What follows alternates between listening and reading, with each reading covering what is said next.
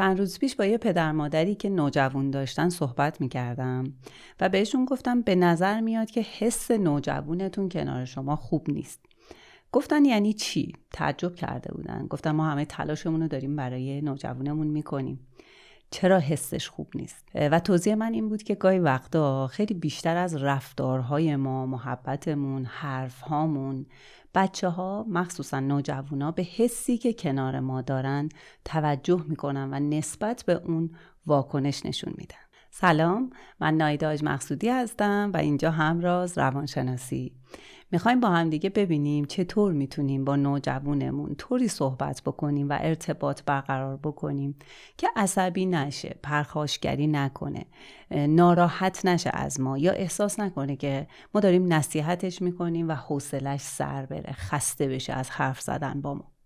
قبل از اینکه بریم سراغ ویدیو میخوام اینو بگم که منم یک مادر هستم و کاملا متوجهم که اگر داریم به بچه هامون حرفی رو میزنیم، حالا در قالب احتمالا نصیحت، به خاطر تجربیاتیه که داریم، به خاطر شاید اشتباهایی که خودمون داشتیم یا به خاطر اتفاقهایی هستش که دیدیم یا شنیدیم و اصلا نمیخوایم بچه هامون اون رو تجربه کنن. پس حتما نیت من و شما کمک به بچه ها هستش و میخوایم ازشون مراقبت بکنیم. پس یه سوال، اگر هدف ما کمک کردن هست، چرا نوجوانمون داره کم کم از ما فاصله میگیره؟ هرچی بیشتر صحبت میکنیم، حرف میزنیم یا نصیحت میکنیم، اونا کمتر میخوان با ما ارتباط بگیرن. اون چیزی که من به مراجعان میگم به این دقت کنید، انگار ما داریم یه چیزی رو انتقال میدیم و اون داره یه چیز دیگه‌ای رو دریافت میکنه. این همون چیزیه که ابتدای ویدیو گفتم. یعنی ما کلی وقت میذاریم، انرژی میذاریم، شاید هزینه میکنیم برای نوجوانمون، یا دوست داریم که حالا نصیحت‌هایی رو به بچه‌هامون بدیم، راهنمایی‌هایی بکنیم برای اونا، ولی احساس میکنیم که خیلی ارتباط خوبی با ما نداره. به خاطر اینکه ما داریم به نیت کمک کردن و پیشگیری از آسیب‌ها به اونها یه نصیحت‌ها و راهنمایی‌هایی رو می‌کنیم، ولی اونها حسی که از این کمک و راهنمایی و نصیحت می‌گیرن معمولاً چیزی مثل محدود شدن، کنترل شدن، اعتماد نداشتن و یا خیلی بدتر از اینها ناتوان بودنه. خب صادقانه اگر کسی به من و شما هم همین حس ها رو انتقال بده، حتما ما ازش کم کم فاصله میگیریم. دوست نداریم که هفته یه بار، ماهی یک بار یا گاهی وقتا هفته 2-3 بار با ما در مورد موضوعی صحبت بکنه که به ما بگه تو ناتوانی یا من میخوام محدودت بکنم، استقلال عملت رو بگیرم یا به تو اعتماد ندارم. پس یادمون باشه اگه قراره ارتباط خوبی با نوجوانمون داشته باشیم که بتونیم باهاش حرف بزنیم و یادش بدیم یه سری از دانسته هامون رو، حداقل این 2 حس رو اصلا نباید از ما بگیره. اولیش و مهمترینش اینه که من بلدم و تو نمیدونی. خصوصا الان نوجوان ما توی گروه سنی، یه بازه سنی هستش که اتفاقا برعکس این رو فکر میکنه. الان تصور اکثر نوجوانا که دوره خودمحوری رو دارن میگذرونن اینه که من خیلی چیزا رو خوب میدونم، حتی از شما بهتر بلدم. حالا به اصطلاح داخل پرانتز این رو بگم و از این غافل نشیم که خب چون بچهای عصر تکنولوژی هستن، توی یه سری از حیطه ها واقعا اطلاعاتشون خیلی بیشتر از ما هستش، ولی این به این معنی نیستش که خب همه چی رو اونها بلدن. اما ما مراقب باشیم که توی اون راهنمایی کردن و نصیحت کردن ها نخوایم این حس رو منتقل بکنیم، چون از ما فاصله میگیره و یه دیوار بلندی میکشه بین خودمون. دومین حسی که حتما مراقب باشیم و منتقل نکنیم اینه که من نمیخوام تو رو محدود بکنم. پس نمیخوایم دستوری بهش بگیم حق نداری این لباسو بپوشی، نباید اونجا بری، این دوستتو اصلا حرفشو نزن، تتو اصلا حرفشو نزن. راجع به خیلی از موارد که فکر میکنیم خط قرمز خانواده‌مون هست میتونیم باهاش گفتگو بکنیم که در ادامه ویدیو میگم چطوری میتونیم ارتباط صمیمی داشته باشیم و راجع به بعضی مسائل با هم بشینیم گفتگو کنیم. قبل از اینکه بریم سراغ ادامه ویدیو، یه نکته کوچیکی رو بگم خدمتتون. اگر ویدیو رو تا اینجا دوست داشتید من ممنون میشم که لایک بکنید یا برای من کامنت بذارید. اینطوری ویدیو به افراد بیشتری نشون داده میشه. اگه به مطالب علمی روانشناسی هم علاقمند هستید میتونید ما رو در اینستاگرام دنبال کنید به آدرس همراز.روانشناسی. و اما برای اینکه ارتباط خوبی با نوجوان داشته باشیم که بتونیم باهاش حرف بزنیم، گفتگو کنیم، حتی گاهی وقتا بتونیم نصیحت‌های کوچولویی رو بهش انتقال بدیم، باید چیکار بکنیم؟ اولین خصوصیت اینه که شنونده خوبی باشیم. شنونده خوب احساس درک شدن به طرف مقابل میده. پس صمیمیت تو اون رابطه میزانش میره بالا. احساس امنیت تو اون رابطه وجود داره. مورد دوم اینه که استقلال عمل بدیم به بچه‌ها. خیلی مهمه. بچه‌ها تو 2 تا گروه سنی، تو 2 بازه سنی خیلی استقلال عمل براشون مهمه. یکی یه دوره کودکی هست و یک دوره نوجوانی. البته که همیشه جزو نیازهای اساسی انسان استقلال عمل و انتخاب‌های آزادانه هست، ولی تو این برهه زمانی بسیار مهم میشه برای بچه‌ها. پس خیلی دوست دارن که مثلا دوستاشون رو خودشون انتخاب بکنن، مدل موشون رو خودشون انتخاب بکنن، لباسی که دارن میپوشن، موزیکی که دارن گوش میدن، فیلمی که میبینن و ما بهشون اجازه این رو بدیم که خودشون انتخاب‌های آزاد داشته باشن. این به معنی نیست که هر رفتاری رو اونها انجام بدن. وقتی رابطه ما صمیمی باشه، کارهایی که در ادامه میگم رو انجام بدیم، میتونیم راجع به یه سری از خط قرمزهای خونه خودمون، راجع به چارچوب‌هایی که ما توی زندگی داریم بشینیم با نوجوانمون حرف بزنیم، ازش سوال بپرسیم، در ذهنش سوال ایجاد بشه، به اون رفتار فکر بکنیم. و مورد بعدی اینه که در برابر رفتارهای تندش صبوری بکنیم. خب یکی از خصوصیات این دوره نوجوانی رفتارهای تند و عصبی هست. خیلی سریع صداشون بلند میشه، با لحن خوبی صحبت نمیکنن، زود عصبی میشن. خب میتونیم ما هم همونطوری باشون رفتار بکنیم. مثلا نوجوانی که از مدرسه اومده ازش میپرسیم مثلا درس چطور بود، امتحان چطور بود، امکان داره که خب با لحن بدی به ما بگه چی میگی، چقدر حرف میزنی، ولم کنید. ما میتونیم همونطوری ادامه بدیم، میتونیم سکوت بکنیم، صبوری بکنیم، چون واقعا 3-4 سالی باید صبوری کرد که اون حالت تنشی که تو این سن ایجاد شده به خاطر تغییرات هورمونی و حالا مسائل زیادی که تو این سنین هست آرومتر بشه نوجوان و وارد فاز گفتگو بشه. در این زمینه یه ویدیو هم دارم که تیترش این بالا هست، میتونید روش کلیک بکنید و ویدیو رو ببینید که اصلا چطوری باید با نوجوان ارتباط بهتری داشته باشیم به خاطر این موضوع تغییر هورمونا و بحث عصبانیت و اینها.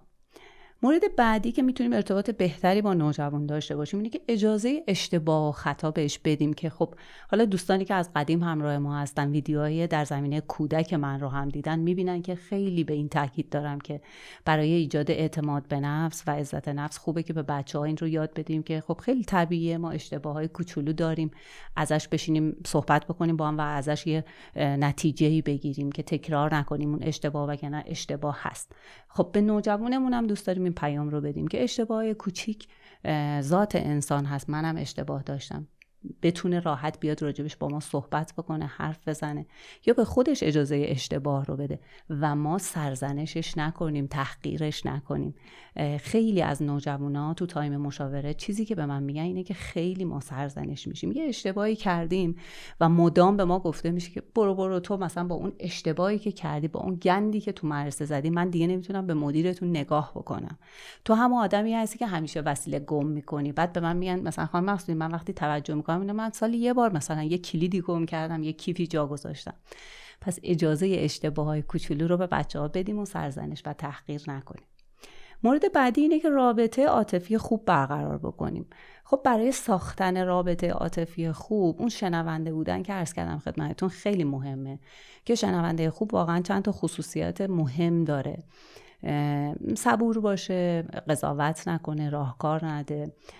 به غیر از اون محبت کردن، دوست داشتن، بغل کردن، بوسیدن. خیلی وقتا خانواده‌ها فکر میکنن که خب چون الان بچه ما مثلا قد کشیده، بزرگ شده و دیگه کودک نیست، نیاز به محبت نداره. نه، واقعا اون محبت و عشق الان هم هست.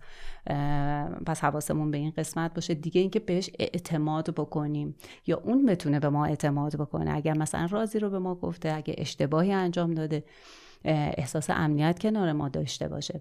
این هم به رابطه عاطفی کمک میکنه. یا یه مورد دیگه ای که خیلی وقتا بهش بی‌دقت هستیم، احترامه. احترام گذاشتم. من خیلی وقتا به خانواده‌ها میگم احترام، میگه یعنی چی؟ مثلا چیکار بکنیم احترام میذاریم به نوجوان؟ میگم به تصمیماش احترام بذارید یا توی تصمیم گیری‌های خانواده اون رو دخیل بکنید، ازش نظر بپرسید. خیلی وقتا توی انتخاب‌هاش ما میگیم آره ما کاری بهش نداریم، میتونه انتخاب کنه، در صورتی که بعد نوجوان همون خانواده به من میگه که مثلا به من میگن که چرا راک گوش میدی؟ چرا رپرها رو مثلا دنبال میکنی؟ این چه مدل لباسه؟ چرا موهاتو مدلی زدی؟ این دوست چه قیافه مزخرفی داره؟ واقعا باید احترام گذاشت به موزیکی که بچه‌مون میبینه، به ژانر فیلمی که دوست داره، علاقه داره میبینه، به دوستایی که داره. شاید شما بگین خب مثلا ما میدونیم یه دوستش مثلا حالا توی شاید خانواده آسیب زایی بوده، احتمال خطر وجود داره. خب وقتی رابطمون درست باشه ما میتونیم در فضای صمیمی و گفتگو باهاش صحبت بکنیم و سوال در ذهنش ایجاد بکنیم، نه اینکه محدودش بکنیم. مثلا بگیم که جالبه این دوست چه اخلاقش برات جالب بوده باهاش دوستی، بعد بهش رفتار مثلا منفی هم داشته تا الان، یعنی به تفکر اون رو واداریم، نه اینکه بخوایم محدودش بکنیم. اینطوری رابطمون هم از بین میره. و یه موضوع دیگه که فراموش کردم بگم که زیر مجموعه احترام میشه موقع عصبانیته. خب پیش میاد که هر کدوم از ما توی سبک فرزند پروری و مسیر زندگی عصبانی بشیم. خب آیا موقع عصبانیت کنترل خشم دارم یا من پدر و مادر موقع عصبانیت احترام ها رو از بین میبرم؟ خیلی وقتا من میشنوم که پدر مادرها به نوجوانا یا حتی جواناشون موقع عصبانیت خیلی توهین میکنن. احمق، خفشو، بیشعور، نفهم، خاک بر سرت، به جایی نمیرسی. واقعا احترام گذاشتن وقتی این مدلی از بین میره ما چطوری توقع داریم که مثلا فردا 2 روز بعد یا 10 روز بعدش رابطمون واقعا خوب باشه و کار بکنه و هیچ مشکلی پیش نیاد؟ حتما این کلمات تو ذهن بچه ما میمونه. پس این بحث کنترل خشم هم خیلی مهم هست و بحث احترام که حتی وقتی عصبانی هم هستیم به خودمون اجازه ندیم که از این کلمات استفاده بکنیم. خب حالا وقتی همه این موارد رو استفاده کردیم رابطمون آروم آروم رابطه درستی میشه، صمیمیت ایجاد میشه و ما میتونیم حالا حتی نصیحت هم بکنیم بچه هامون رو که البته بهتره اصلا وارد مرحله و فاز نصیحت کردن نشیم. اگر هم قراره که حالا یه راهنمای کوچیکی داشته باشیم به بچه‌مون میتونیم دقت کنیم به تایم خوبش و اینکه حتما کوتاه باشه، حتما زیر 2-3 دقیقه جمعش بکنیم. ولی اگه رابطه این مدلی باشه میتونیم راجع به موضوعهایی با هم دیگه حرف بزنیم و تجربیاتمون رو انتقال بدیم. کلا دوره نوجوانی دوره خیلی حساسیه، یعنی اتفاقات خیلی عجیبی برای نوجوانا اتفاق میفته. بحث هورموناشون هست، تغییرات هیجانی زیادی که دارن و ویدیویی که داره بهتون پیشنهاد میشه دقیقاً در همین رابطه هستش. من اونجا گفتم که چه کاری بکنیم که حالا خیلی از همکارای ما به این دوره میگن دوران بحران نوجوانی. چه کار بکنیم که اصلا تبدیل به بحران نشه و بتونیم در کنار نوجوانمون واقعاً روزهای خوبی رو داشته باشیم و اصلا کار سختی نیستش. متشکرم از همراهیتون، مراقب خودتون باشید.